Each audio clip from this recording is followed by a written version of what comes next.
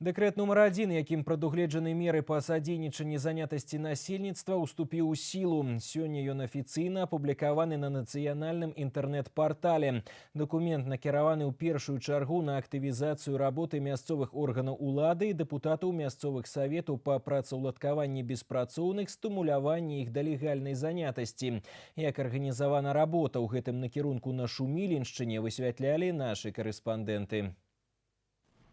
Зараз на ўліку ў раённым цэнтры занятасці зарэгістраваны ўсяго 32 чалавекі, але ўлады разумеюць, што афіцыйная статыстыка істотна розніцца з рэальнай колькасцю беспрацоўных, іх значна больш. Таму прыкладаюць усе намаганні да пошуку новых магчымасцяў працаўладкавання.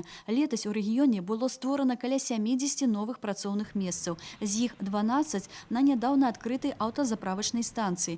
Дмітрый Баграцоў, інжынер-механік па спецыяльнасці, марыў трапіць сюды на працу. Яшчэ падчас будаўніцтва падаў свае документы і прайшоў перападрыхтоўку. Зараз задаволены і умовамі працы, і заработнай платай. Мы проходили обучение, нас направляли в Полоцкий Белтюф институт. Мы проходили курсы, обучались там, сдавали экзамены, стажировались здесь уже на заправке. Ну и сдавали наши экзамены у себя на предприятии непосредственно для получения допуска к самостоятельной работе.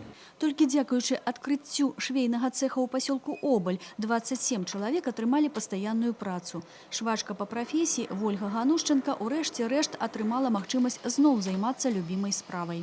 Была без работы в течение года, стала в центре занятости, там предложили курсы, я открыла ремесленничество, свою занятость, а потом предложили трудоустроиться сюда.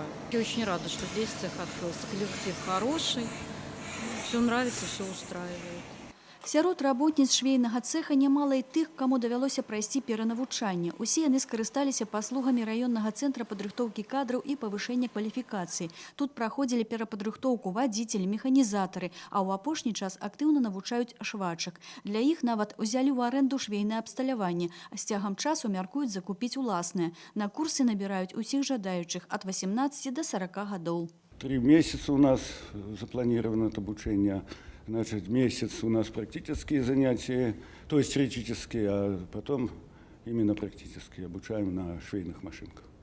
Сёлета плануюць адкрыць яшчэ адзін швейны цэх у Шуміліне. Зараз прафесію швачкі асвойваюць 8 чалавек. Усім ім гарантавана працоўнае месца. Стварэнне малых вытворчасцяў дазваляе паспяхова вырашаць праблему працаўладкавання і занятасці людзей. Таму мясцовыя органы ўлады актыўна ўзаемадзейнічаюць з прадпрыемствамі, якія гатовы пашыраць свае вытворчыя плошчы ў малых гарадах. Наша основная задача органов местной власти заинтересовать крупные предприятия приехать к нам в район, создать здесь новое производство, а мы предоставим им место для осуществления своей деятельности и необходимых трудоустроенных граждан.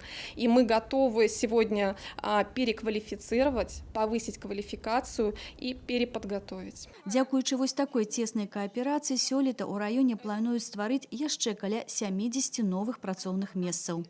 Інна Кірыенкова, Александр Петровецкі, навіны, Шумілінскі раён.